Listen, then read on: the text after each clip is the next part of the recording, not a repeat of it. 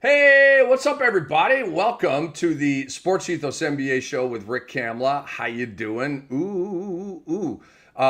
Game two of the NBA Finals. Pretty interesting. We are all evened up. I am psyched. So much fun stuff to talk about. The finals, the Knicks firing of Tom Thibodeau. And on that note, I am super stoked about the guests we have today lined up for you. Adam Smirnoff, the lead guitarist, one of the longtime members of the legendary funk band Lettuce, is joining us. I talk about Lettuce. They're one. I mean, it's horns pop and it's move your butt, grooving and funk. It's the bomb. I see him every time I can, and I go way back with the band and with Adam. And he's a huge Knicks fan. And he's very plugged in, by the way. He knows some very important people and has some great intel.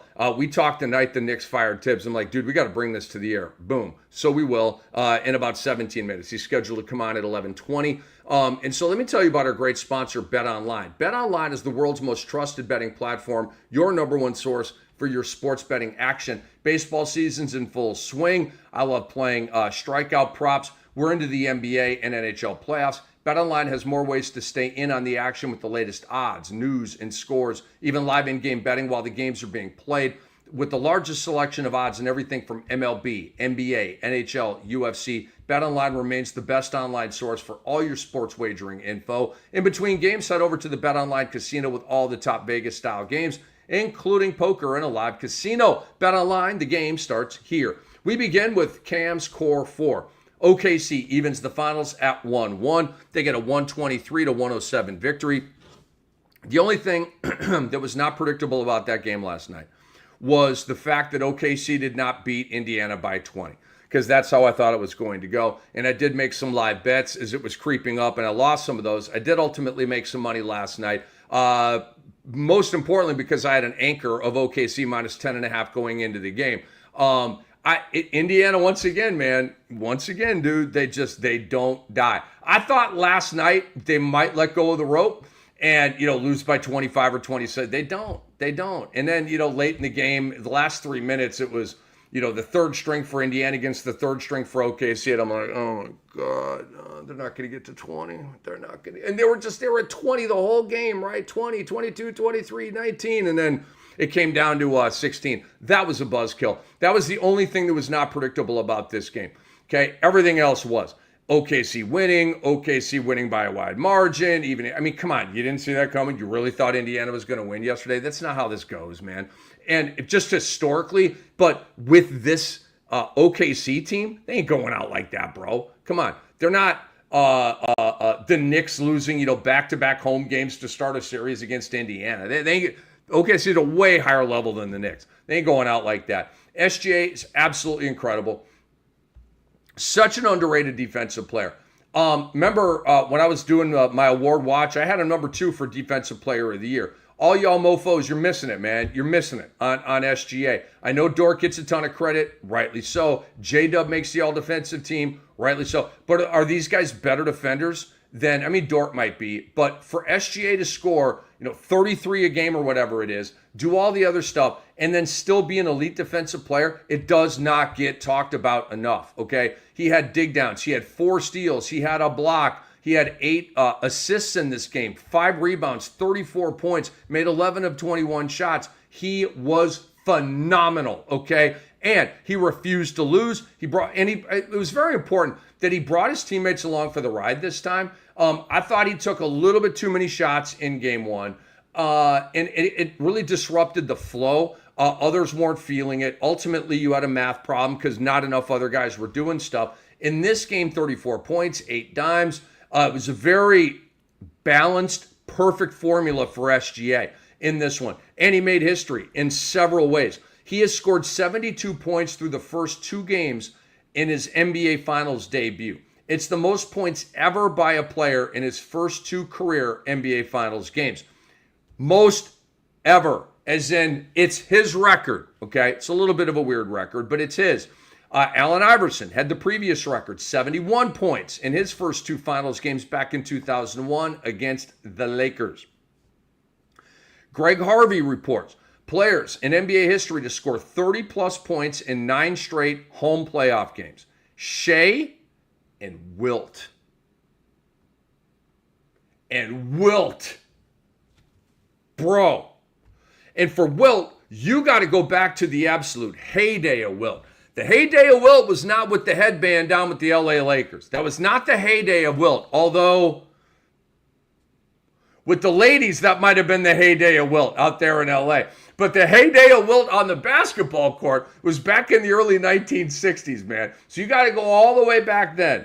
The last time a guy did what SGA is doing right now. That's insanity. That's like 60 years ago, bro. Come on. That's the dark days of the NBA that everybody chops off. We only go back to since 1970, 71. I hate those statistics where they chop off the beginning of the NBA. I hate them. Those stats need to be flushed and buried and never brought back.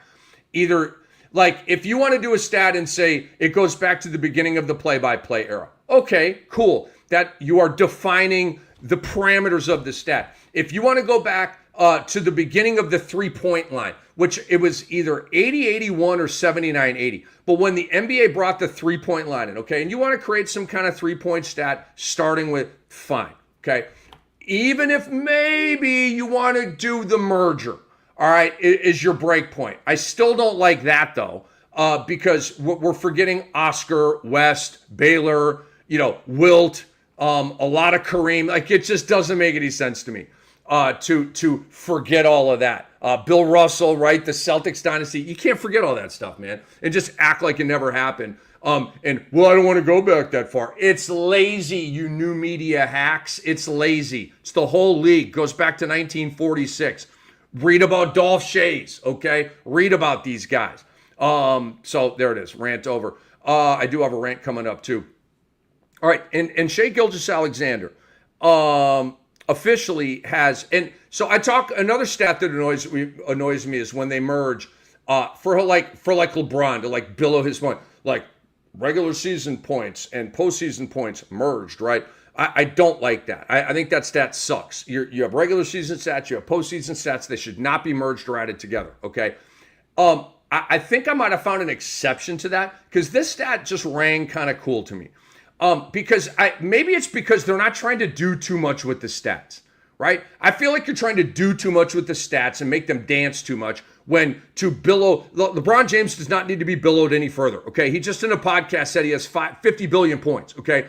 I'm not saying that he's arrogant or whatever, although he might be. I don't know. I don't know the man. But I'm not saying it that way.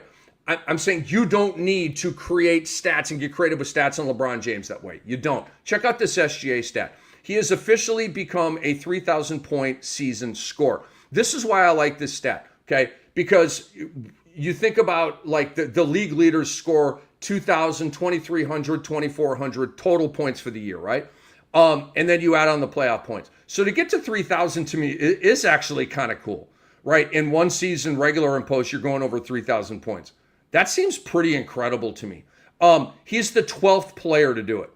Okay, and again, that's pretty incredible to me. And I don't have the Athletic put this out. They did not put out the other guys. But you know who the other guys are. It's Jordan, it's Kareem, it's LeBron. Like, it's the guys, right? The guys who have had 3,000-point seasons regular and post. I actually do like that statistic. All right, number 2 in my core 4.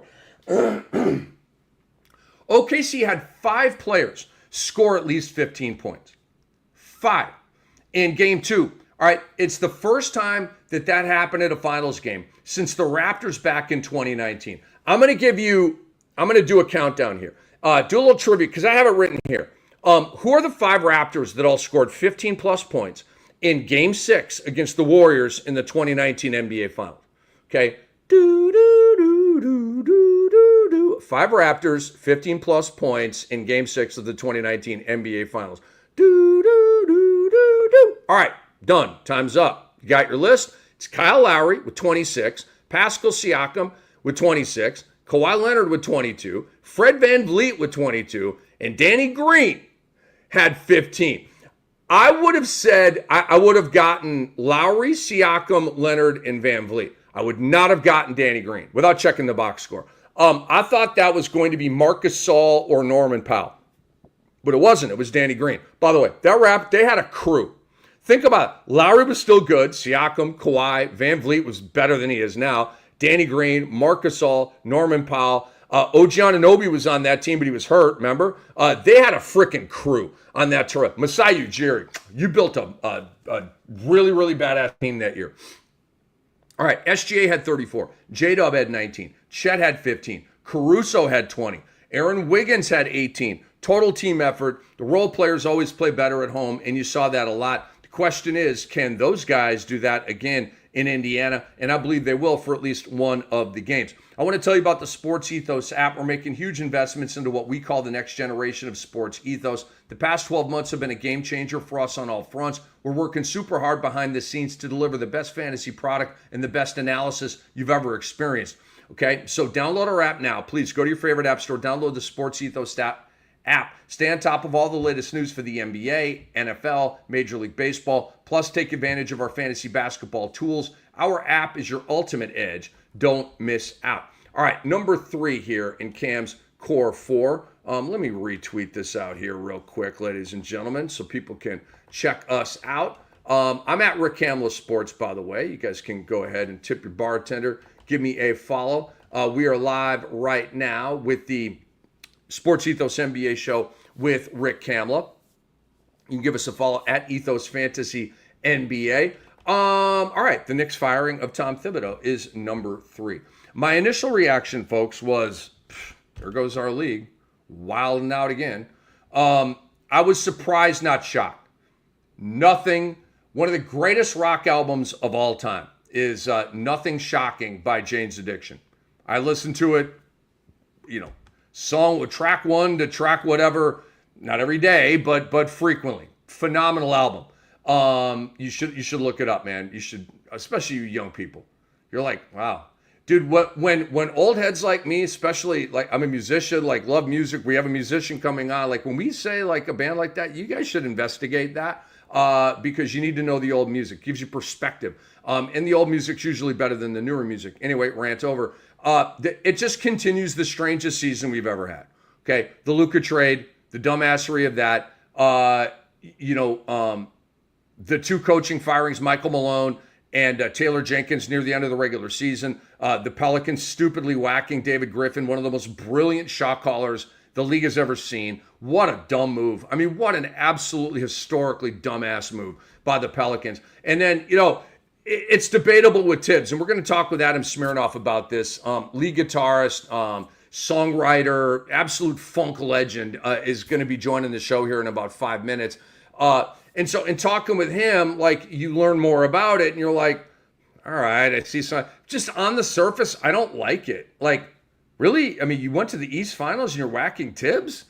I mean, Thibs brought culture to your team. You had no culture before Thibs. Now you've had Thibs culture, and you're winning, and you're going deep in the playoffs, and you're building year after year, and like you're going someplace. It's not like you're plateauing or dipping the other way. You're making strides, and so, like, what? Why? And so the why is the key part. And the why, I can answer through reports. I don't know it firsthand. And Adam we'll talk about the why with him as well. But, we judge it based on basketball. We judge it based on what we see. There's a lot that goes on behind the scenes that we do not see, okay? But as I look at it, it just feels like the Knicks have welcomed dysfunction back into their program after a period where they weren't dysfunctional. And again, time will tell. I could be proven wrong about this. They could absolutely nail this coaching hire. This coach could take them to the finals next year, and we're all just looking at it differently. I can't go that far out. We don't know who their next head coach is going to be. So right now, this is how I'm feeling about it. I will say this. Denver firing Michael Malone, to me, made less sense than New York firing Tom Thibodeau. I'll say it that way. Like, Denver blowing out Michael Malone, who delivered a championship to that team, it's so stupid. It's so stupid. Maybe Michael Malone's the next coach of the New York Knicks. I don't know. I think that'd be a great place to start. As a matter of fact, all of these notes that I got, he's not mentioned at all in any of this. So there you go. You heard it here first. Michael Malone to the New York Knicks. I have no sourcing on that. I'm just saying Michael Malone is a coaching free agent. The Knicks have an opening. That seems like a pretty decent fit to me. He's kind of a hard ass, right? He doesn't care about your feelings. I love that. And he's got a team full of hard asses. They are. Jalen Brunson, Josh Hart, OG, these guys are hard asses, man. Like, I think they would respond to coaching like that. Cat is not a hard ass. Maybe he wouldn't. Maybe he wouldn't. But there's a lot to unpack here, ladies and gentlemen. There's a lot to unpack here with the Knicks firing of Tom Thibodeau. So you have this one that from Yahoo Sports. This is from my buddy Vince Goodwill. Used to work with him over at NBA Radio. He said James Dolan. I'll just read the paragraph here. What was clear was Thibodeau's firing being spearheaded by Knicks owner James Dolan. Sources tell Yahoo Sports. Dolan and team president Leon Rose held exit meetings with key Knicks players, and the complaints were clear. Dolan, whom sources said was never huge on Thibodeau through the years, asked the questions in the meeting while Rose took a secondary role. You own the team. This is your prerogative, but I don't like it. Because he let Leon Rose largely have his hand on the steering wheel of the team for what, about 5 years? And it's the best 5 years the Knicks have had in a long, long time. And so now Dolan is back. Shot calling, pushing people around boardrooms, euphemistically speaking. And so that's what I don't like. Like, it was working when you were kind of out of the way, but now you want to get back into the way. I don't know. Are you seeking the spotlight here? It is your team. It is your team. You can do what you want with your team. And he is. I don't necessarily agree with this, however. But the complaints were clear, like the Yahoo report says right there, right? I was told by a very, very good source that that pretty much every Knicks player that matters outside of Jalen Brunson was confused about his role.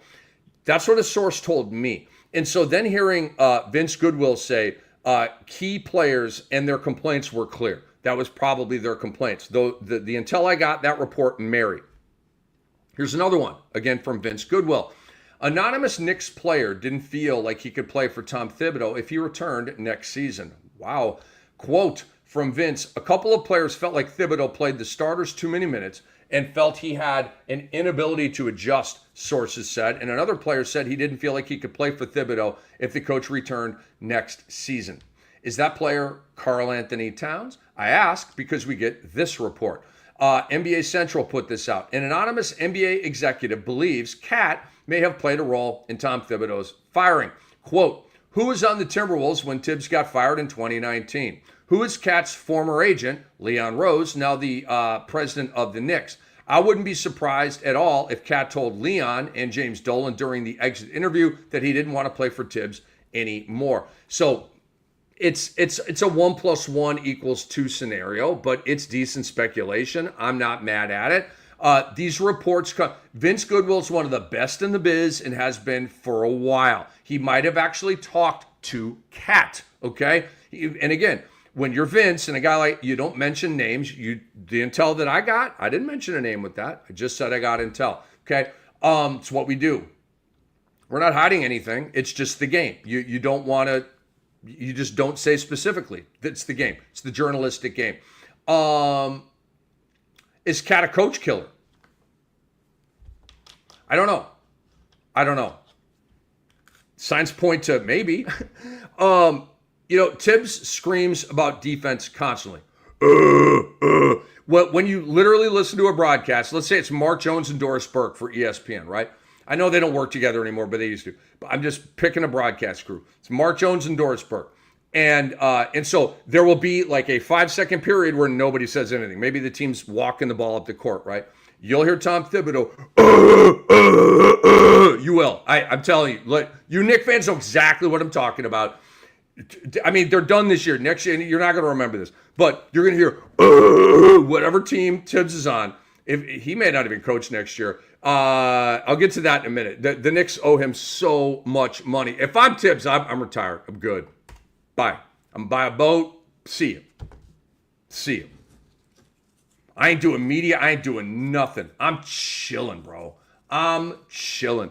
That's not how these guys are wired. I tend to be a little more laid back that way. But yeah, like the Knicks owe him like $30 million to not work. That's what I'm talking about. According to NBA Central, I got more to read here on this. I told you there's a lot to unpack with this, man. So what else we got here? I think I already read that. All right, so let's move on here. My bad. Who will be the next coach of the New York Knicks? I had $30 million bucks. I was on a boat there for a minute. That felt really good. Who will be the next coach of the New York Knicks? The Knicks' next coach odds. Okay, this was interesting, and this probably changed 5 seconds after this was put out. But this is Bovada. Okay, one of the top deals. They put this out here. The Knicks coach next coach odds. Johnny Bryant, a plus 240. Okay, then it goes down to Kenny Atkinson at a plus 400. He used to be a coach with the Knicks, but there's no freaking way. James Borrego is next, plus 950. Remember, he came close to getting the Laker job. Mike Budenholzer at a plus 950. I just don't see that happening. Patrick Ewing at a plus 950. Pat's my guy. I go back with Pat, very friendly with Pat. And I always thought he should have gotten an NBA coaching opportunity. I think that ship might have sailed, unfortunately, at this point, but it shouldn't have. Here's a guy that I love, Sam Cassell, at a plus 950. The fact that he has not had a job yet is just absolutely crazy to me. Every player in the league loves him, adores him, respects him, and would work their ass off for him. He's got a great way with people, great way with the media. Old school baller. He was a dog. He's a champion times 3, 2 different teams. Played a variety of roles, starter, bench player, playing no minutes, playing large minutes, like been all over the place with everything.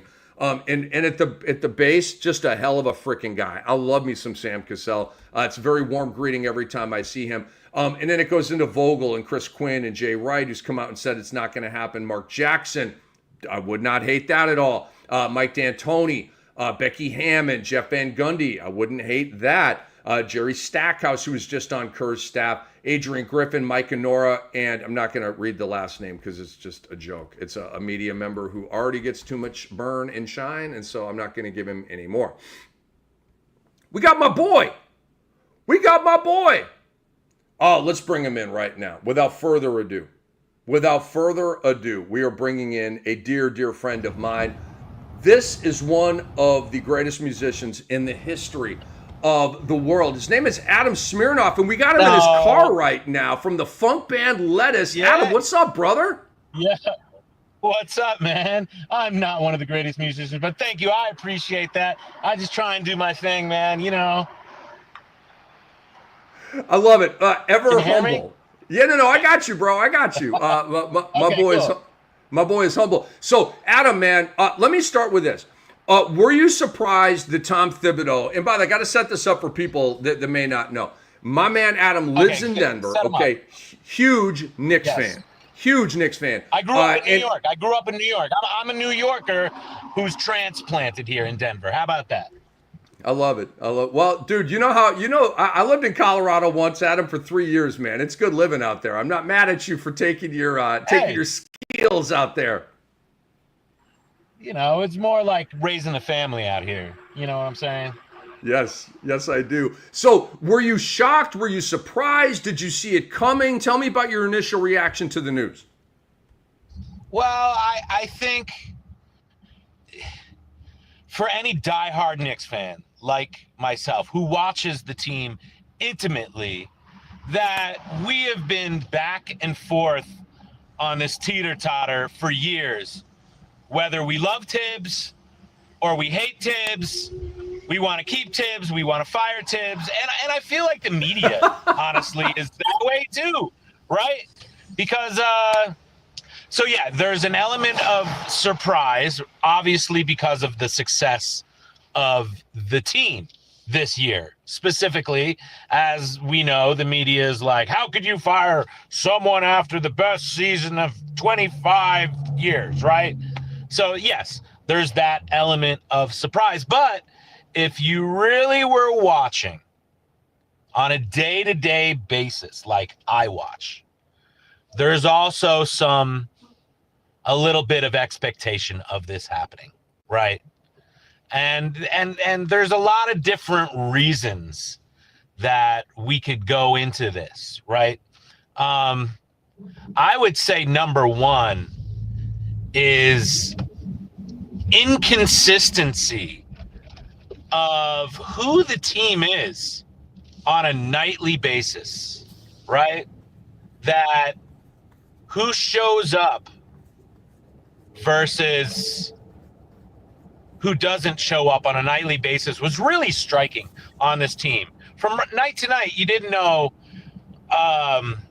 what we were going to look like, especially on the offensive end. And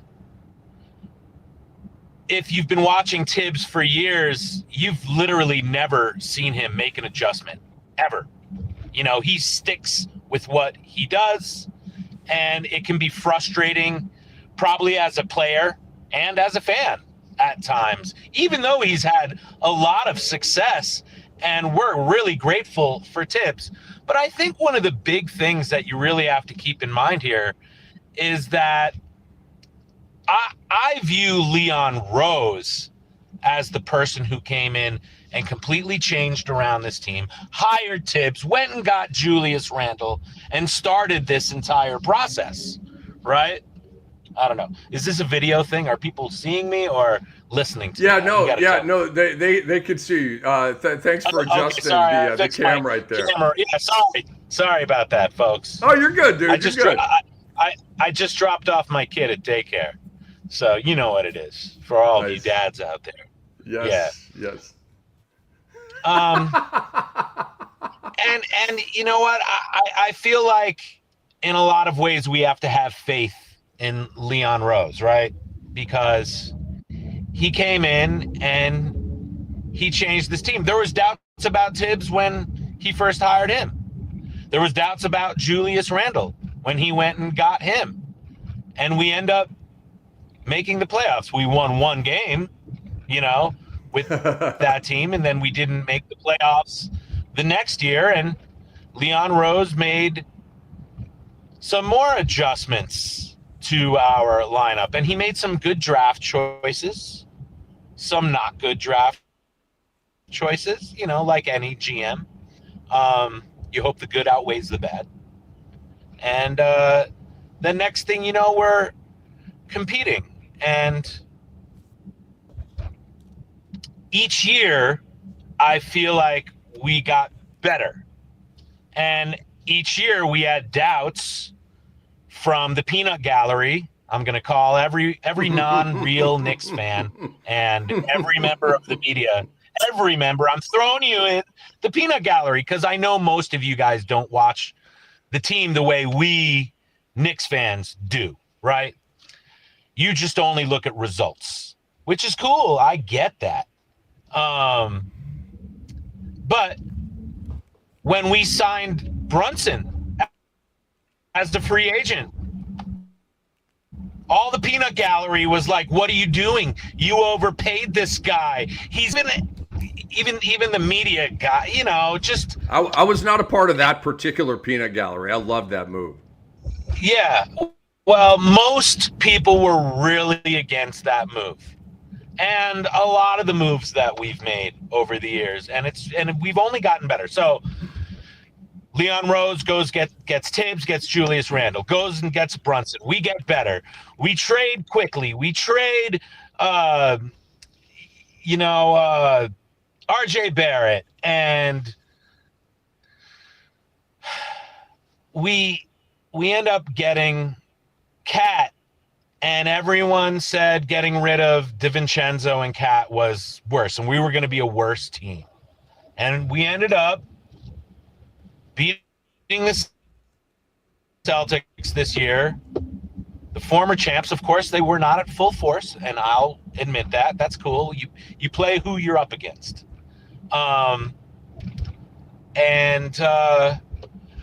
We were better than last year. We made it to the Eastern Conference Finals, right? And then you look at the Timberwolves, you say, who won the trade, right? I don't know. It's pretty even. They were in the Eastern Conference Finals last year, too. They made it back. They won less games. We were not in the Eastern Conference Finals last year. We made it there. We won more games than them. So, I don't know, edge to the Knicks by a minuscule as far as today. That could change next year. Well, Cat, to me, Cat was number 3 on my MVP list, man. Number 3 behind SGA and Jokic. So that's how big of a year I thought Cat had. And in that way, that's a win for the Knicks. Randall or Dante weren't spiking and even approaching any award. obviously the Wolves needed to kind of get deeper, and I think. Honestly, Adam, I believe that Cap played his way out of Minnesota with the flame out in the West Finals last year when he got off to a good start and then was just absolutely dreadful in like the last 3 games. And I think that contributed to his departure as well.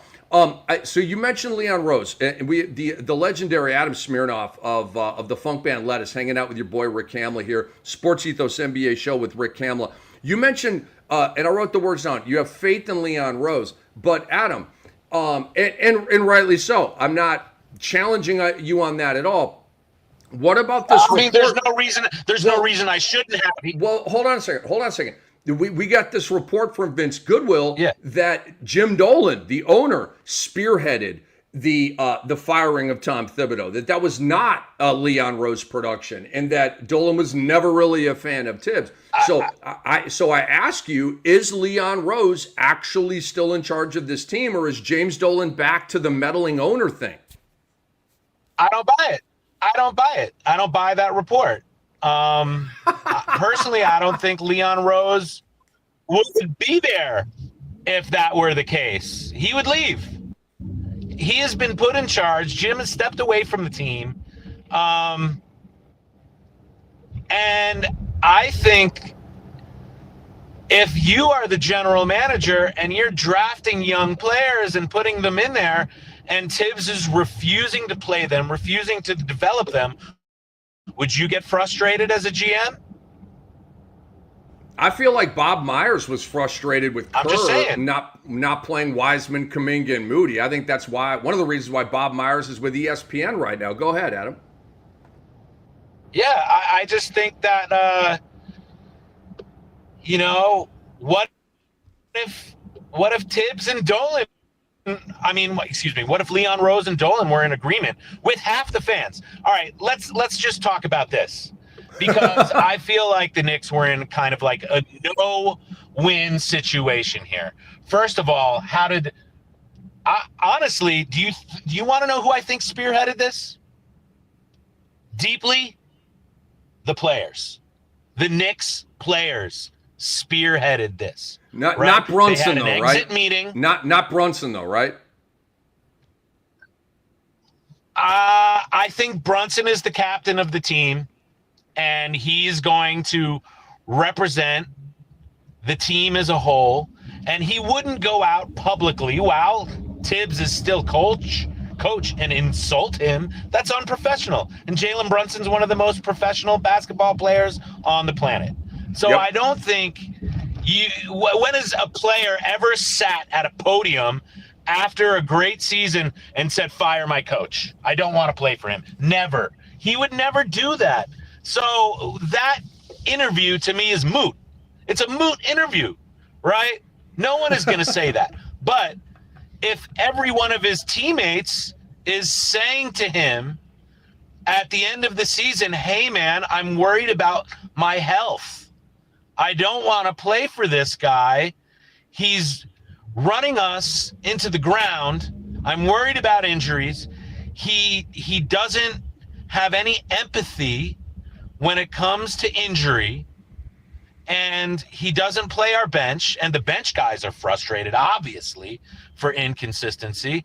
And then you have, the starters who are frustrated because they're worried about how many minutes they're playing, and so is the media, right? This is what I was getting at before.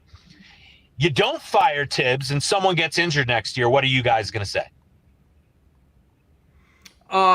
You don't fire Thibs. What are you guys going to say? I'm gonna say injury. I'm gonna say injuries happen. I'm not one of these guys that always brings up come on, man. That's not the way the peanut gallery works. Come on, bro. What does the peanut gallery say? No, but you can't always lump me in with the peanut gallery. Sometimes you can, sometimes you can't.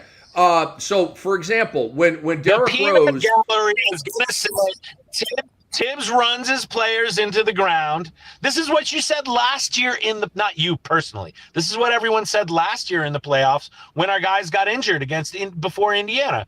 That it's Thibs' fault. He runs the starters into the ground. That's why you guys are injured. and what is I going said to to have a that, major injury, and it's going to be his fault.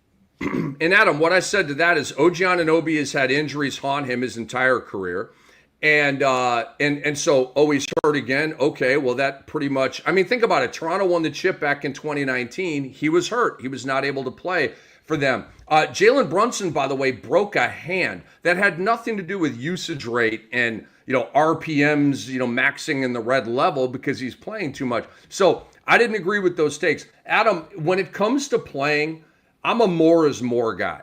I am a Thibs guy that way. I'm an Ime Udoka guy that way. I think more is more. The more these guys play, the better shape they'll be in, and the better they'll be able to withstand injuries, as opposed to all these soft, wussy teams that coddle their players, and then their guys are blowing tires all the time and all these soft tissue injuries. So that's just where I'm at with it. I think there's a middle ground for that. And Thibs, when you look at how much our starters played compared to every other team in the NBA, I mean, it's a joke, right?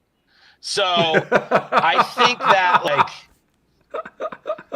but then we go to is it Thibs' fault? I thought the Knicks, Adam, I thought the Knicks bench was largely dog doo-doo, okay? So how do you play the bench big minutes if your bench is kind of dog doo-doo, but then everybody says, Thibs should have played the bench more, they would have been better. I'm kind of with Thibs on this. I'm not a campaign guy. I'm not really a Deuce McBride guy. I do like Mitchell Robinson. I'm going to bring up an example, okay? People would have said the same thing 2 years ago, okay? And look, who was on the team? Obi Toppin was that bench guy on our team. And people said the same thing. And guess what? Obi Toppin and Thibs, after that playoffs, got into an altercation. It was leaked to the media. And what did Obi Toppin say to Thibs in that? He said, "You don't know how to coach. What are you doing, Thibs?" And tried to physically assault him. Okay, he was let go right after that. Who did he go to? He went to Indiana. How's he doing for Indiana now that they're giving him usage? Well, I always thought, I'll make this quick, Adam. I always thought Thibs should play Obi more because I think Obi is a really, really, really talented guy. And I think he's a starting level consistently. Player. No, he played him consistently. He never played him outside of behind Julius Randle. That's my point. No. This is so untrue because listen, he would play Obi one night, he would have a great game, and then he wouldn't even play him the next game. And that's why Obi got pissed at him. That's why he tried to assault him. They're in the playoffs. He had an incredible game the night before, and he doesn't even put him in, right? This is the kind of frustration I think you have as a bench player playing for Thibs. Now, let's talk about something else here. One of the other reasons why you let Thibs go if you're Leon Rose, aside from the injury, aside from the overuse, aside from the non-adjusting, aside from never playing zone, aside from not having offensive schemes and changing it to other teams, just going out there and essentially playing iso ball the entire time, okay? All right. The other reason is when the players in the league took a survey of which coach would you least like to play for, who was number one on that list? Tom Thibodeau. So if you are the Knicks and you are trying to make adjustments to your roster, make trades, maybe bring a superstar in, do you think maybe those other players might be some of those people who voted that? Well, of course. Okay. So do you think it might give you more flexibility if you're trying to bring in new players or make trades to be able to say to those superstars, hey, I know you don't want to play for Thibs. Who do you want to play for? Yeah. No, this all marries. This all makes sense to me. Do you think Giannis or Kevin Durant will be acquired by your Knicks? And do you want your Knicks to bundle assets and go get one of those guys? I mean, I can't tell you. It depends how much you're going to have to give up for Kevin Durant. I'm not in that negotiating room in Phoenix. You know what I mean? I can't tell you what Giannis is going to do or force their team to do. I mean, I think Giannis is kind of a pipe dream at this point. For you guys? I just think that like he seems I can't tell you. I'm not over there. I'm not that deep in it, right? But I think it gives you an advantage if it did come on the table to say to Giannis, who do you want as your coach? You don't want to play for Thibs. Okay, cool. And it could be that for a number of players in the league. And we're not just talking about now. We're talking about the Knicks have now, because Brunson took a discounted contract, a 4-year discounted contract. We're through year 1 of that right now. To me, that means you got 3 more years in this championship window to really adjust the roster to be competitive. You have a smaller window. I think that's one of the reasons why this move had to be made, right? Because after that 3rd year, guess what? This dude is getting a max contract no matter what. He deserves it. He took a discount. He's going to get the super max. All right, which gives us a lot less flexibility in creating the roster around him, which is why these next 3 years are the most important, which is another reason why you might want to make a move like this.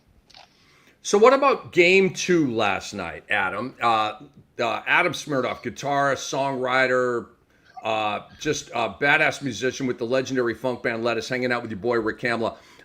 Let's talk NBA Finals. Knicks here super fan, Knicks super fan, and friends with Sam Presti over there in OKC, who's a drummer, by the way, a very talented drummer. He sent me clips of him playing to Lettuce songs, and you know what? He sounded great. For anyone who doesn't know that out there, Presti's a talented human being, obviously. That's I actually did not know that. All the conversations we've had, I didn't know that. That's phenomenal. All right, dude. We are through 2 games. We get the Hallie shot, the huge comeback. Yeah. Let me just give you my super quick synopsis here. So coming into the series, I had OKC in 6, OKC in maybe 5.5. Like it might even be a 5-gamer, right? Game 1 happens. I'm waiting on the explosion the whole game, Adam. The whole game, right? They get up 15, 8 minutes left in the 4th quarter. And I'm like, you know what? This game is not put to bed. I started making live betting on Indiana. Actually played a money line bet on Indiana late in that game and hit it on the Halliburton shot. Then we go to last night, Adam. Very predictable. OKC. Yeah, you called the blowout. They didn't crank them. Like I said at the top of the show, the only thing, I thought that game was super predictable with one exception. I thought OKC was going to drill them by 20 plus, and it ended up only being 16. But other than that, that went according to script for me. Okay, go. What do you think about these finals so far, bro? I think that here you go. You're gonna. I'm tying this back to the Knicks and Shaq, who said the other day, you don't need to be in a major market anymore. Said Shaq. Said the guy who left Orlando to go to Los Angeles. Right? Fuck, what a hypocrite. And I'm saying, here you go. You got the small market teams, and nobody's watching. Least watched NBA Finals of all time. Here it is. That's what we're watching. No, it's a great series, but no one cares. How about that? You know what I mean? I care. You care. But the world doesn't care. Outside of, if you're not an Indiana fan, if you're not an OKC fan, and you're not a diehard NBA fan like we are here listening on this radio show right now, the world doesn't care, right? And I think that proves Shaq wrong. That if you want to be a superstar in a major market, if it was New York in there right now, this would be the most watched NBA Finals. No question about it. There's no question about it. And and if you win, I mean, the world is your oyster. So hey, if there are any NBA players who are listening to this right now, Giannis, if you're hearing me right now, that's why you should go to New York, huh? There you go. Wow. Knicks fans are pumping All their right. fists, man. Our boy Adam is Back, lobbying for Giannis. all right, so back to the series. I mean, this is an incredible series. It's funny. I thought there would actually be more pace to this series because you have two of the fastest teams in the NBA. I haven't quite seen that yet. They're actually playing a little bit more defense than I thought would be played in these finals. I thought the three-pointer would be dropping a little bit more. Maybe it'll start happening more in the next, games that happen, no matter how many of them there are. At this point, you still feel like Indiana's winning this series? I'm rooting for OKC at this point. But as I said yesterday to you, the team that wins game one in a series wins 75% of the time. I feel like Indiana has a little bit more veteran presence. They've had guys who have been further before. I think Rick Carlisle is a proven championship coach. What he did with Dallas when they won and beat Miami, he's shown that he can beat really talented teams and do things like just the way he makes adjustments offensively is pretty incredible to me. Just because they stole a game, Pacers have home court advantage, the 75% chance of winning. Rick Carlisle, as of today, I got to give the Pacers the edge. But maybe after the next game, it changes. I don't know. It's a game of runs. It's a game of who's really hot right now. I think the Pacers, second half of the season, the way they came in the playoffs, Halliburton shots against every team he's played against so far. The way the team is playing, I just feel like they're peaking right now. So small edge to the Pacers as of today. Yeah. I hear you, man. I hear you. So, Adam, I'll let you go and move on with your day, but promote whatever you want to promote right now. You got a gig coming up. I saw the symphony joint that you guys were doing. Like what do you got going on? What's popping, man? What's popping? We got a free show in New York this weekend. Nice. I think on Saturday in Coney Island, part of the summer series. And I think then the July 4th weekend, we got this thing going on in Denver for the Wu-Tang Clan after party. It's going to be Lettuce with Jizza. What? Yeah, we have a whole tour this summer. If you guys want to go check out Lettuce, you can't miss us. For those of you who don't know, for years we were during the broadcast of the Knicks, we were the background music you'd hear all the time. On MSG Network. On MSG. We've been used on ESPN a lot. We're great sports music, so if you're a sports fan, you might like us. So check it out. Oh, my God. All right? I'm not gonna push too hard here. No, I'll do the hard pushing for you. Hey, are you coming down? Is your tour going to bring you back down to Florida here? I would have to look at my schedule. You're asking, these are complicated questions. Now, I don't think we are in Florida. I think our tours this summer, we're mostly in festival season right now. August, we have a tour. September, we're in Europe. October, November, we're like Japan, Australia.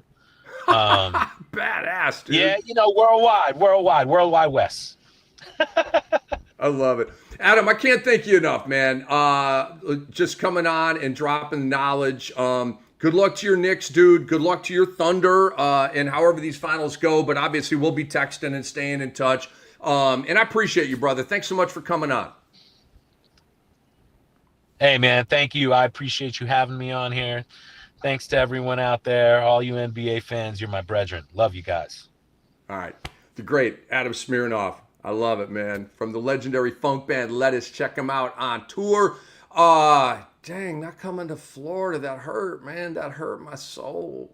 That hurt my soul. Because when they come to Florida, man, it's Adam hooks me up. It's backstage. And by the way, Adam Deitch is their drummer. I go way back with him as well. Adam Deitch is, oh my God, is he good? It's unbelievable. Dude, they got trumpet. They got, I don't think they have a trombone. It's trumpet, sax, keys, bass, guitar, drum. They're just a badass band, man. I love them. Check out Lettuce. We would appreciate that. All right, ladies and gentlemen. We want to shout out Killa_B in our live chat. And for everyone else watching live on Twitter, come hang out with us on the Sports Ethos YouTube channel and subscribe to the Sports Ethos NBA Show with Rick Kamla podcast feed. I'm going to read that for you again. Just so you guys know. Killa_B, shout out to you for our live chat. And if you want to be like, watch us live on Twitter, come hang with us. Watching us live on Twitter, come hang with us, the Sports Ethos YouTube channel. Subscribe to the Sports Ethos NBA Show with Rick Kamla podcast feed. We would appreciate that. Andre, what are you telling me here? Lettuce tour, February 7th through February 12th. Are you saying they're going to be in Miami in February of 2026? Is that what you're telling me, Andre, right now? Andre, I may be taking that week off of work. We can talk about it. We can talk about it. I may have to talk to you about it. Miami's 4 hours from where I'm at. Like, it's a drive, but I'm not gonna like go see a show and then like commute. It would be like I go to Miami for a couple days, see some Lettuce, and then head back. Miami's my favorite city in the United States of America. It would not suck to get a couple of those little spots there on Ocean Boulevard. Anyway, cool. All right, let's move on here. That was really, really, really a treat. All right, where am I in my rundown? Holy cow. Let's go back here and get all caught up. All right, so we're talking about the Thibs thing and talked a lot about that with Adam, obviously. I'm going to skim through some of these notes here. The Knicks are interested in Chris Finch, according to Ian Begley, as well as Ime Udoka and Jason Kidd. They're among the coaches currently under contract who the Knicks have degrees of interest in. And the Knicks will request permission from the Mavericks to interview Kidd. Per Mark Stein, the Knicks are expected to formally request permission to speak with Jason Kidd about their coaching vacancy in coming days. Stephen Bondi reports Mike Brown and Luke Walton are among head coaching names linked to the New York Knicks. Like I was saying, how is Michael Malone's name not coming up here? I don't think he coached for the Knicks, but I'm like 99% sure his dad coached for the Knicks. Didn't Brendan Malone coach for the Knicks, Andre? I don't have his resume in front of me, but I think there's Malone family ties to the Knicks, which, I know would ring well in New York City. I don't understand. Like, you want Finch and Udoka and, all these other guys. Like, of course you do. They're awesome coaches. They're under contract with other teams. Dude, if I'm the Dallas Mavericks, first of all, I don't trade Luka. But if I'm the Dallas Mavericks and you call me up, you're Leon Rose, or even if you're Jim Dolan, and you're calling me up, Worldwide West, you're calling me up, yo, man, could we have permission to interview Jason Kidd to be our next head coach? F you. That's how it's going. It's not, hey, man, thanks for the call. No. It's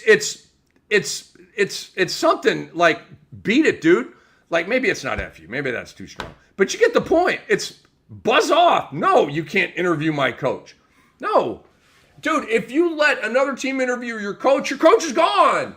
You might as well fire him. Like, I don't even understand the thinking with that. Why would I let my coach interview with you? What's in it for me, brah? Are you giving me a draft pick for the interview?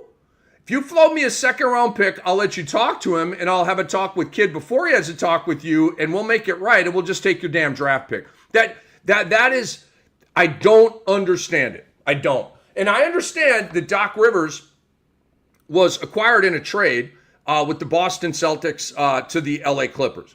Again, this is like distant history. It's just popping up in my brain, and some of that I'm like 99.9% sure on this, right? Didn't Ballmer take over, get aggressive with his coach, trade for Doc Rivers? Pretty sure that's how that all went down, and had to give up some pretty significant draft capital in that deal. Like, but okay, if I'm the New York, why would you give up draft capital to go get one of these? Hire Michael Malone, you dummies. It's really, really simple. But the guy that's probably going to get the job here is Johnny Bryant, okay? He was an assistant with the Knicks. He went to Cleveland staff under Kenny Atkinson.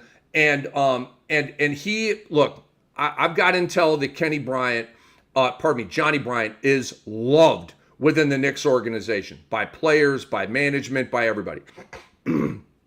And they were grooming him, and he's been groomed for years now. And like I said, went to Cleveland. I believe he was the top assistant to Kenny Atkinson, but he was high up on that staff. And so now he's like ascending to head coaching candidate, right? And so the Knicks are that's my not my vote, my guess right now. My prediction would be Johnny Bryant is going to get the Knicks job. I think it's going to go down that way. I do want to send a shout out to my buddy Meta World Peace. That's right, my buddy. I go back with Meta. I haven't like hung out with him and gone to clubs with him and stuff like that, but interviewed him a million times. So we've developed a little bit of a broadcaster ball player friendship. And so we go back and forth on Twitter a little bit. He like Adam did, he tried to lump me in with all media saying, and he was kind of kidding, I think, but there was some truth in it. He's like, because Meta World Peace wants the Knicks head coaching job, and he calls himself Coach Meta. Okay, and so I'm here for all of that. And he says, don't listen to all the media and all this kind of stuff. Like Meta, and I literally want to have Meta on the show. And Andre, I'm going to work on this for next week, because Meta reached out to me on Twitter and he's like, yo, get me on a Zoom or something. We got to talk about this. I'm like, okay, bet, let's do it. But we had Adam on this week, so I'm going to work on getting Meta World Peace on for next week. No promises, okay, no expectations, just let you know I'm working on it. It's in the lab, because Meta may be busy. Look, we do our interview at 11:20 a.m. That's 8:20 a.m. Pacific time. He's out there in LA. I'm not even sure it'll work out, okay? But Meta World Peace on Twitter on who he thinks should be the next coach of the Knicks. He wrote, Meta is the perfect choice for head coach of the Knicks. Meta, I'm here for it. I would love you to get this job. All right, let's move on to number 4 in my core 4. The summer of Durant and Giannis is here, and the Knicks are going to be very involved with this, if only through reporting. Okay, they may not ultimately make a big move, but they're going to be mentioned a lot. So are the Miami Heat. Okay, get ready for it. Shams Charania reports the Knicks could make changes this offseason by targeting a landmark player. Quote, I'm told the Knicks have internal meetings this week to evaluate everything from the roster, different changes they can make around everything, but especially the roster, whether it's a landmark player that you could bring in or definitely depth on that bench. All right, now we get this from Gary Wolfel, longtime reporter on the Bucks and the NBA. The Knicks are preparing to make a tsunami-type offer to acquire Giannis from the Bucks. That's from Gary Wolfel. Jake Fisher reports the momentum for Giannis requesting a trade from the Bucks has significantly stalled. The common belief amongst league insiders is that he will remain with the only franchise he's ever played for. Wow. That one right there, I don't believe that. I'm a Jake Fisher guy. I think he's fantastic. I interviewed him multiple times on NBA radio. A fan of his work, a lot of respect, okay? And it's nothing about him. He's getting some intel. He's relaying it, all right? He talks to GMs and stuff like that, and that's probably where he gets that. And GMs around the league, no, they're plugged in. Can you guys see Giannis on Milwaukee next year? Just ask yourself that question. I just don't see it. I don't see Giannis in that. By the way, I hate the Bucks blue uniform. Hate it. Throw it in the trash. Actually, burn it and then throw it in the trash. I hate it. You're a green team. Wear a green uniform. Do alternative uniforms and jerseys off of the green theme. To just completely go with an entirely different color, that it is such a departure. I'm like, who am I watching? Am I watching the Boise State football team? By the way, I'm a huge college football guy. I hate Boise State's field. They're the team with the blue field, right? Not the green field, like every other football team, the blue field. right? And they wear a blue uniform. And so the thought is that they're going to get lost in the blue field and they'll have an advantage over there. It's so gimmicky and so lame. Dude, get a green field. You're Boise State, for the love of God. You're actually a decent team now. Act like it. Okay. You'll be getting more of that college football content coming up throughout the summer and during the fall as we cover some college football around here. So that's one of those reports. Like Adam said about the Vince Goodwill intel. He said, I don't believe that. Okay, cool. We do not have to believe everything we read on the internet. And again, love Jake Fisher. I just don't really believe the speculation from the insiders that he is reporting. That Giannis is going to, I just don't see it. If Giannis is a buck next year, I'm be like, okay, I was wrong, and I'm shocked. Kevin Durant to the San Antonio Spurs? People in Durant's camp are eyeing San Antonio as a landing spot per Gambo 987. You're like, who the hell is that? He is the Suns whisperer, John Gambadoro. He is a local radio guy in Phoenix, and he's super plugged in with the Suns, and he foretells everything with that team. If Gambo says something about the Suns, it's legit. Okay, he's the guy. I wouldn't like if Gambo's reporting on the Knicks without any tie at all to Phoenix. I'd be like, what are you doing, bro? But if it's got a tie to Phoenix somewhere, then he knows he's getting it straight from the people that matter. Kevin Durant to the Raptors. This came up, and it comes from Gambo. Obviously, Durant's his son. So Gambo's going to be very involved here with a lot of really good reporting on Durant. Durant reportedly told someone he trusts that he thinks he's going to end up with the Spurs per Gambo. And so I actually put that out of order here. All right, now the Raptors. Jake Fisher. The Raptors are a potential landing spot for Kevin Durant. Again, Jake, I love you. I do not see Kevin Durant in a Raptors uniform next year. I just don't see it. All right. But he writes, Toronto has likewise been painted by numerous NBA figures as a potential trade suitor for Durant, particularly if Antetokounmpo doesn't reach the open market. The Raptors, furthermore, would figure to have a more realistic shot at assembling a competitive offer for Durant compared to the mammoth offers that the Bucks would inevitably seek for Antetokounmpo's services. All right. Durant to the Knicks. There was a good trade idea floated out. Knicks received Kevin Durant. The Suns get OG Anunoby, Mitchell Robinson, and a 2027 first-round pick. That's not enough. It's not enough. Now, the Phoenix Suns have reportedly lowered their asking price for Kevin Durant per Kelly Eco. All right, but not that low. I mean, do you guys look at that as low? Maybe. It just feels light to me. Even Kevin Durant right now at 37 or whatever he is, that feels light to me. OG Anunoby, role player. Mitchell Robinson, role player. 2027 first-round pick. First of all, it's not a 2026. Second of all, I mean, who knows? 2027. What will be left of planet Earth in 2027? Who knows? It's not enough to me, okay? But there's a lot of reporting on it. Gambo also reports the Suns have zero interest in acquiring Karl Anthony Towns in a potential Kevin Durant trade, all right? That means they really don't like Cat. I'm telling you, this Gambo guy's on it. If he says it, it's true. If that is something on the internet that you can believe, okay? So that's what's up, man. Where do I think? I think Giannis is going to be a Knick, and I think Durant's going to be a Spur. That's how I think this is going to go. I think Giannis is going to the Knicks, and I think Durant is going to the Spurs. I would not put really any money on that. That's kind of how I'm vibing it out right now, based on all the reporting that's come out, what I know about these teams, what I know about the players, and just sort of the secret sauce of your boy Cam. I just kind of feel like that's what's going to happen. Guys, if you want to support us, it's super easy. The best way is to leave us a 5-star review on Apple Podcasts, Spotify, or wherever you listen. And if you're feeling generous, please drop us a written review. It'll help us grow and reach even more people. The Kammy of the week, as we are... Kevin Durant is, he turns 37 in September. I mean, if I'm the Knicks, I'm giving up OG and Mitchell Robinson in a 2027 first like that to get Kevin Durant like that. OG's hurt a lot. I like OG. I do. I don't love OG. I mean, think about it. I'm trying to think who the Knicks played. So You played Indiana, right? I mean, like, isn't OG Anunoby supposed to like put a blanket on somebody and like Lou Dort, like neutralize them, like kind of sort of take them out? Not like take them out, but like, you know what I mean? Really take a bite out of somebody? Like, the Knicks didn't take a bite out of anybody in that Indiana series. So, like, I think the defense of OG might be a little overrated. A little bit. I mean, again, I think he's a really, really good defensive player. But, like, in these playoffs, I did not see OG just locking a dude up. And I don't know. And Bridges, he's not really a shutdown defender. He's a good defender. But anyway, the Kammy of the week goes to Tyrese Halliburton, okay?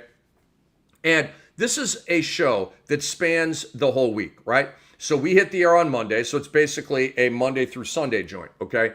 And we're in real time, but we're also a weekly breakdown of the league, okay? So what Hallie did in game one is still super relevant and crazy historic. Halliburton has 4 game-tying or go-ahead shots with less than 2 seconds left in this postseason. Again, it's wordy. 4 game-tying or go-ahead shots in the final 2 seconds, all right? So essentially, they don't fit the exact definition, but essentially he's got 4 buzzer beaters in one playoffs. I don't believe that's ever happened before. I can tell you over the last 20 years, it's definitely not happened. NBA TV had a stat again these last 20 years. Like, what is that? But that's the stat they got, and here it is. It's LeBron. It's the name I put there changed to Alone, like they auto-corrected. Who was oh my God, this autocorrect. It was LeBron, Turkoglu, and somebody else. And it says Alone there now. So, my God. Mike Vorkunov put this out. It was Halliburton's 4th game-tying or winning shot in the final 1.3 seconds of the fourth quarter or overtime. All with Indy down. 1 in each series. Game 5 against the Bucks, 1.3 seconds. Game 2 against the Cavs, 1.1 seconds. Game 1 against the Knicks, that was at the buzzer. And then game 1 against the Thunder with 0.3 of a second. That's crazy. Check out this stat. No player has made more than 2 of these shots in one postseason going back to the 1997 playoffs, according to Basketball Reference, and that's as far back as they go. 1997, if memory serves, was the beginning of the play-by-play era, and that's why they cut that off, because the play-by-play era gives you the 1.1, the 0.3, the 2.2, and I guess before that, maybe they didn't get that specific with their record keeping. So anyway, that's why that sort, like I said earlier, that boundary is legitimate because if they weren't tracking the stat, like for example, how stupid were the people running the NBA in the 1950s and 60s to not track blocks or steals? It's one of my all-time pet peeves in any sport. The NBA did not track blocks and steals until like 1973. I think 73, 74 is when they started. So you look at these like incomplete resumes of Wilt, of Russell. Who was it? Satch Sanders said in an interview that I did with him, he said that Bill Russell, I said, in your estimation, how many shots per game did Bill Russell block? Because we wouldn't know. They didn't track the stats. And he kind of like scoffed, like, yeah, I mean, how crazy is that, right? He said 4 or 5 shot blocks a game for Bill Russell. I mean, Satch Sanders played with him forever, won like 7 championships or something. He would know. And so if you want to like do that, like multiply games played by, let's just call it 4, right? To be conservative about it. But that's what we're talking about here. They did not track it. It's so freaking stupid to me. Anyway, Halliburton, Kammy of the week. Indiana now is 5-3 when trailing by 15 or more points in these playoffs. 5-3. That's insane. Okay, and then obviously Hallie wasn't very good in game 2. He got it cooking in the fourth quarter a little bit, and all that did was buzzkill a lot of the live OKC bets I had. I was like, Halliburton, stop making shots, bro. This game is over. You're killing me here. And he literally killed me. But I did make money last night, but not as much as I should have. It was frankly a disappointing and frustrating live betting experience for game 2. But I ended up plus 40 on the night, on a night when I was looking to literally be like plus 500 or 600. So yeah, it did not go well. It did not go well. I thought it was going to be a 20-point beatdown, yo. I thought it was going to be a 20-point beatdown. So I made $40. Big deal. Whoop-de-doo. Rick's rant time. And there have already been many of them, right? So we got to talk about Adam Silver telling some dumbass TV show. I'm not even going to mention the lead guy's name. Like, it's just such a hack to me. Anyway, Adam went on his show and announced the USA versus the world thing for the All-Star game. I'm like, you didn't do this with Malika Andrews on NBA Today? Like, that's weird. Anyway, and I got to redo this real quick because I'm going to get into my thoughts about this. But Stephen A. Smith, obviously on First Take, put out a take on USA versus the world. He said, quote, "If this doesn't work, I think you're going to see the NBA do away with All-Star Weekend. And this era of players will forever be stained for the rest of their lives because All-Star Weekend was banished because of a lack of effort." It's a strong take. It is. I can tell you this much. The NBA is never going to do away with All-Star Weekend. They're never, ever going to do away with All-Star Weekend. So that's just wrong. It's inaccurate. There's way too much money on the line. Think about the cities that get the All-Star game and they get on a waiting list for 10 years and they finally get it and their city makes millions and millions of dollars with all the people. Come on. There's way too much commerce, way too much business, and billions of dollars changing hands from networks to sponsors to local. Come on. That's dumb. To say they're going to do it, but that's a dumb take. The part I like is, and by the way, the reputations or resumes won't be stained, okay? But it would suck if they had to do, and the thing is right about his lack of effort. But anyway, Kevin Durant quote retweeted what Stephen A. Smith said there and said dramatic, which Kevin Durant cracks me the F up, man.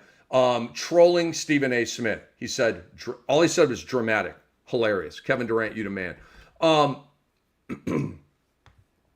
The NBA players' treatment of the All-Star game is the most entitled and enabled bullshit in sports. There's a hot take for you. I won't cuss again, but NBA players' treatment of the All-Star game is the most entitled and enabled bullcrap in sports. It is. They don't feel like playing, and so the league lets them get away with it like a parent who never says no to a child. That's what's going on here. What happens to the child, he or she, when they're never told no by their parent? They become a spoiled brat, okay? Just like a lot of NBA players. Funny how that works, who refuse to play hard in an All-Star game for one quarter. That's it. We're asking you to play hard for one quarter. That's it. And the first three quarters, you can run a little bit, get some exercise, half-ass it, detox a little bit, get some of the alcohol out of your system, and then let's go in the fourth quarter. Let's sweat a little bit, okay? No, they won't even do that. Their predecessors did that. Their ancestors did that. The people who created the NBA for them to make these mountains of money did that, and now they're too good to do that. It obviously bothers the heck out of me. Okay, will this work? There are two problems with the USA versus World format. Will it work? I'll give you the answer in a minute. Here are the two problems. No matter the format, the players have to want to play. Adam cannot make them want to play. Like Becky Hammond said, WNBA show. We recorded it at 10 a.m. It'll be at Sports Ethos and at Ethos WNBA. I said that with Becky Hammond. Okay, she said I don't coach effort. My job is not to coach effort. Well, with the All-Star game, it's not about coaching effort. It's about demanding effort. It's about making effort required. It's not optional, bro. It's not optional. Okay. So with the U.S. versus the world, it's going to come down to do the players want to play. But, and also, is there really enough tension between U.S. players and world players? There used to be. Does that exist anymore? Does Devin Booker have it in for Luka Doncic? Because Devin Booker is an American and Luka Doncic is a Slovenian. I highly freaking doubt it. Does Jalen Brunson look at Giannis with a side eye because Jalen Brunson is an American player and Giannis is a foreign player? I would bet everything I own that that's not a thing. So I don't think that there's tension between U.S. and world. And you would think, well, there's got to be pride involved, right? Well, we go back to enabled and entitlement. And it's an all-star game. And it seems like Americans are too cool for it. For Europeans, because I will tell you time and time again, fade Luka Doncic in an all-star game and fade Nikola Jokic in an all-star game. They hate all-star games. Don't want to be there, don't want to play in them. They want to be partying somewhere. I'm not mad at them, but this is your job. For Europeans, they're not too cool for it. They're too laid back for it. Does that make sense? I think Americans are too cool for it. Yo, man, I ain't going out there and sweating and getting the mean mug and the playoff face for an all-star game. They're too cool for it. Europeans are like, I just want to be in the club kicking it, man. I know that's like a really weird, stupid accent, but you know what I'm saying? Now, I'm not saying they apply that to all 82 games. I'm not. To the all-star game and all-star weekend, I feel like a lot of Europeans, specifically, probably the two best ones, Luka and Jokic, Wemby's different. Wemby got pissed at Alper and Şengün for blowing a defensive assignment in when they lost, right? Wemby's different. Wemby wants it. Oh, I love Wemby. But Luka and Jokic, they ain't trying to play in an all-star game, bro. So I don't see them getting all fired up about USA versus the world. I don't. Here's the other problem, okay? There are going to be lots of American superstars who do not make the all-star team, while a European non-all-star type makes the all-star game over them, unless they change the format. But even if you go from 12 against 12 to 15 against 15, which I would hate because it is a steep departure from NBA history, and especially recent history with 12 teams aside. You want to up it a little bit? I understand. You want to go 15-15 to me adding 6 all-stars? Now we're watering it down. I don't like it. Okay, but let's just say they leave it what it is. 12 against 12, 12 world, 12 US. It's not going to work. Here's why. I'm going to go through last year's all-star players. Team Shaq, LeBron, US. Steph Curry, US. Kyrie, Australian. Jason Tatum, US. Kevin Durant, US. Damian Lillard, US. James Harden, US. Jaylen Brown, US. Anthony Davis, US. Starting to get the point here. Team Chuck, Donovan Mitchell, US. Nikola Jokic, Serbia. Trae Young, US. SGA, Canadian. Wemby, France. Pascal Siakam, Cameroon. Alpi Şengün, Turkey. And Karl Anthony Towns, US. Karl Anthony Towns was born in the United States. I know he plays, I think it's the Puerto Rican national team. Pretty sure it's that. No, it's not Puerto Rico. It's not. Is it the Dominican Republic? Help me out, Andre. Help me out. But he's American born, okay? And then you go to Team Kenny, which was Anthony Edwards, U.S., Jalen Brunson, U.S., Jaren Jackson Jr., U.S., Cade Cunningham, U.S., Darius Garland, U.S., Tyler Hero, U.S., Evan Mobley, U.S., and Jalen Williams, U.S. Are you seeing a problem here, people? 25 names. I guess one of them was hurt, a replacement was named. I forget all that and don't care. 25 names, all-stars last year. 19 U.S., 6 international. Okay, I did not mention Embiid, right? He's hurt and all that kind of stuff. So he'd be there. But it's 19 U.S., 6 international. And that's with 25. That's without actually adding one on top of the 24. So ask yourself a question. Do you want Trae Young or Cade Cunningham or Jaren Jackson Jr. to miss the All-Star game so Lauri Markkanen or Mehmet Okur can make the All-Star game and meet the quota on the world side? Yeah, I snuck in a Mehmet Okur reference. I did. For some of you old school dudes, he was a terrific, highly skilled outside shooting center for the Utah Jazz and made a bunch of big shots. And I was a fan of Mehmet Okur. I like him. You know why I bring up Mehmet Okur? Mehmet Okur might have made an All-Star game. Now that I think, 1 or 2 or none, my memory is that he never made an All-Star game. But now that I'm thinking about him, maybe he did make one. But anyway, at best a fringe or bubble All-Star, right? Not a perennial guy. And so you got to kind of force guys like that onto the World All-Star team. And it's going to keep badass American players off of the All-Star team. And this is not like I'm not waving an American flag right now, right? I just want it to be fair, right? I'm not, because I play it straight. I'm objective. I just want the right guys being named. The fact that Domantas Sabonis can't make an all-star team is just, it's a joke. It's just so stupid. But that's the good news with this. Sabonis will always make an all-star team now. You got to fill 12 world spots. He will have one of them. And even in a year, maybe late in his career where he's kind of declining a little bit, well, hopefully it'll make up and he gets 2 all-stars that maybe he shouldn't have for the 2 that he missed this year and the year before. The fact that Sabonis didn't make this year or last year's all-star team, I'll just never, ever, ever understand it. By the way, Adam Smirnoff mentioned this. And he's right. And Andre, I don't know if the ratings have come out yet for game 2. They probably have not. But for game 1 of the finals, they averaged a 4.7 rating and 8.9 million viewers. Okay, the lowest rated and least watched finals opener since Nielsen tracking began in 1988. Excluding the COVID-impacted 2020 and 2021 series.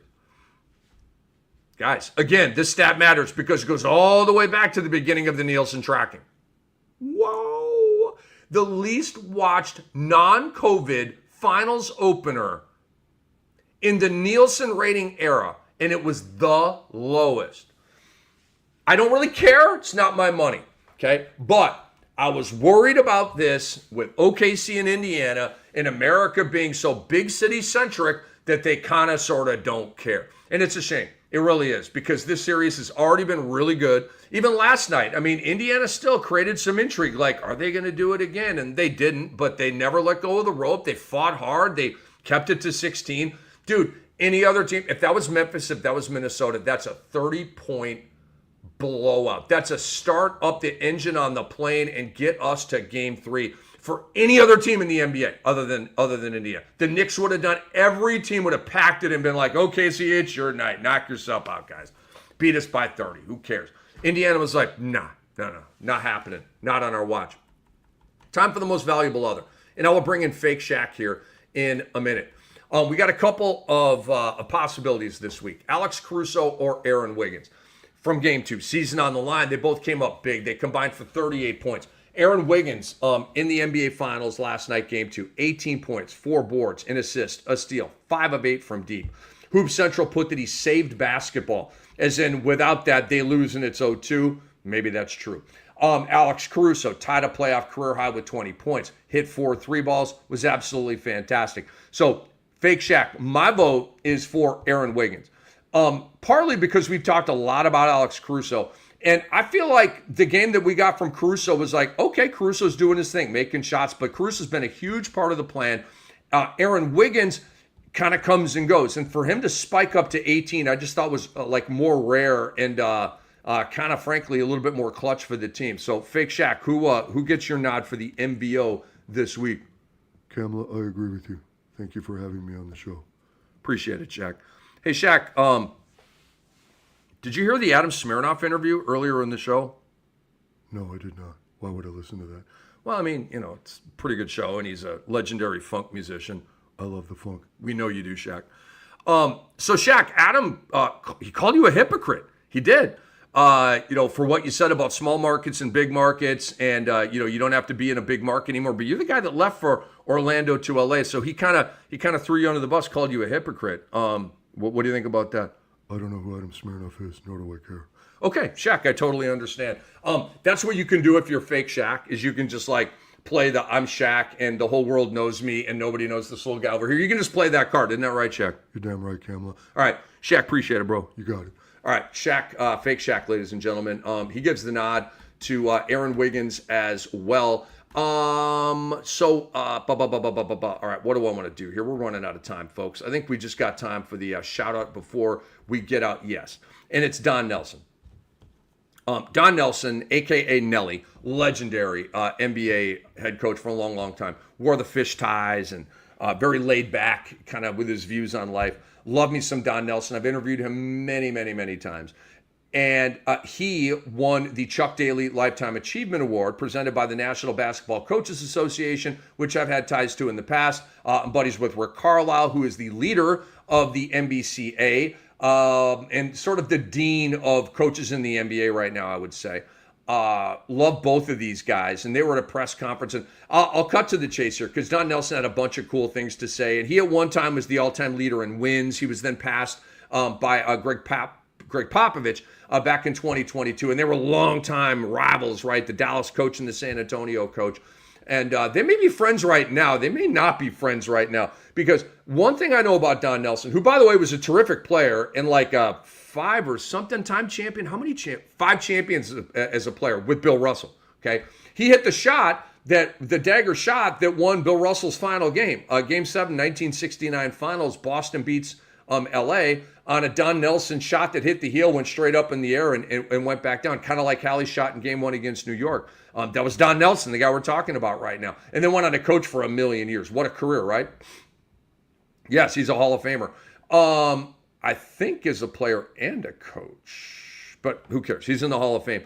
But he saved the best for last. Talking about Luka Doncic, okay? He got so petty. And Nelly always has had a whole heaping helping of petty going through him. And I think it's hilarious, right? He's a whale. He's got so much money. He lives in Hawaii. He's got the perfect life, man. But he's just competitive as hell and petty, okay? And I love it. So he's really good friends with Luka Doncic, right? And he was wearing Luka's shoes to all the press opportunities. Dap his young guy, hey, his new shoe is out and all that kind of stuff, but also to turn the knife on the Dallas Mavericks, his one-time employer, okay? He said about it that he's wearing Luka's shoes in protest of his old team, the Mavericks, trading him to the Lakers. He called them trading Luka a tremendous mistake. He said a variety of other things as well about it. And it was all like classy and professional, but also very petty. And he got in on him. Like Don Nelson's probably still pissed about them letting him go. Don Nelson may be pissed. Remember when they blew it up and they fired Donnie Nelson and they fired Rick Carlisle and sent everybody just right. Don Nelson may be still pissed about the Mavs firing his son, Donnie Nelson, who I know well, who did a great job. He built the 2011 Mavericks, which was Dirk, Jason Terry, and a bunch of mercenaries. Okay, a bunch of veteran, hard hat, let's go to work dogs. Okay, Donnie Nelson built that team with the help of Rick Carlisle and Mark Cuban, of course. But then they blew everybody out. Anyway, Donnie Nelson, phenomenal guy, nice as can be. He told me way back, it was at a Portsmouth Invitational Tournament. This was back in like 06 or 07. And I asked him about his team. He goes, Rick, boy, I don't know. We're going to have to see how this works out.